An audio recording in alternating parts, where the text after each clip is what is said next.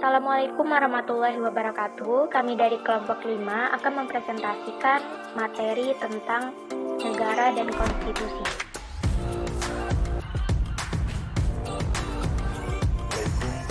Assalamualaikum warahmatullahi wabarakatuh. Perkenalkan, nama saya Fajar Tisha Putra, NIM 105200293 dari kelas 1B Prodi Ilmu Pemerintah. Saya dari kelompok 5 akan menjelaskan beberapa materi. A. Pengertian negara.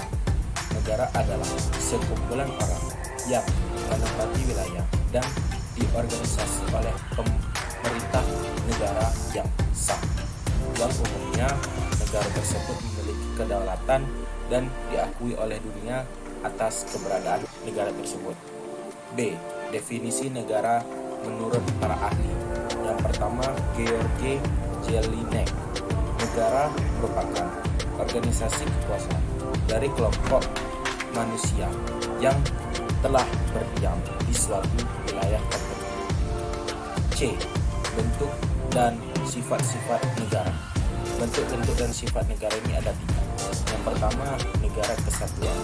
Negara kesatuan adalah negara yang tidak tersusun daripada beberapa negara, melainkan negara itu sifatnya tunggal atau satu, artinya hanya ada satu negara.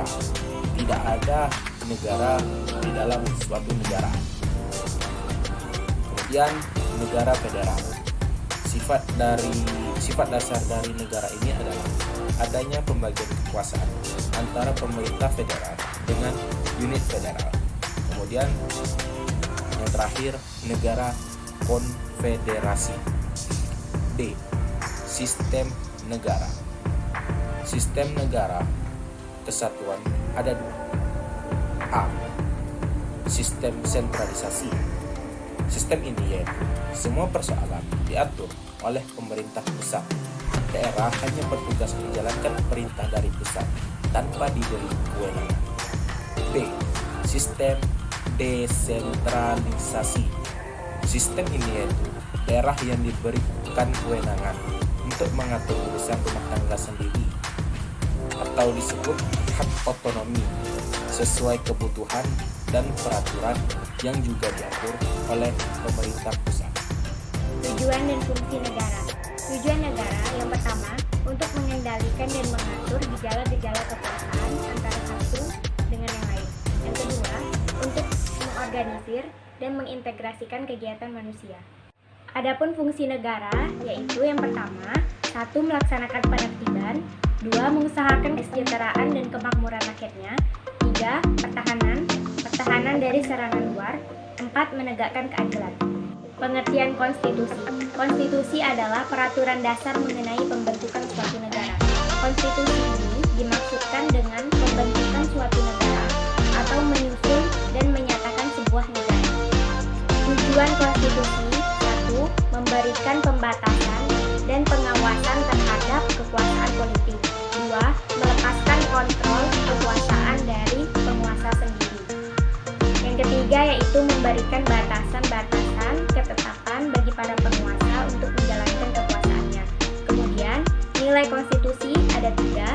Yang pertama, nilai normatif. Yang kedua, nilai nominal. Yang ketiga, nilai substantif. Baiklah, saya akan menjelaskan macam-macam dan sifat konstitusi. Menurut C.F. Strong, konstitusi terdiri dari konstitusi tertulis, yaitu aturan-aturan pokok dasar negara, bangunan negara, dan tata negara, demikian juga aturan dasar lainnya yang mengatur berkehidupan suatu bangsa di dalam persekutuan hukum negara.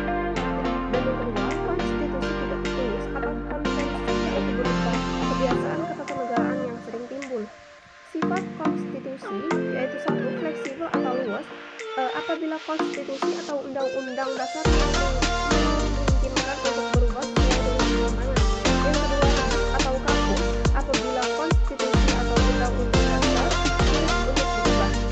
Unsur konstitusi menurut para ahli. Menurut Swiss Mantri, unsur-unsur konstitusi ada 3, yaitu 1. Jaminan terhadap hak asasi manusia dan warga, 2. Ketatanegaraan yang bersifat fundamental, 3. Pembagian dan implementasi tugas ketatanegaraan.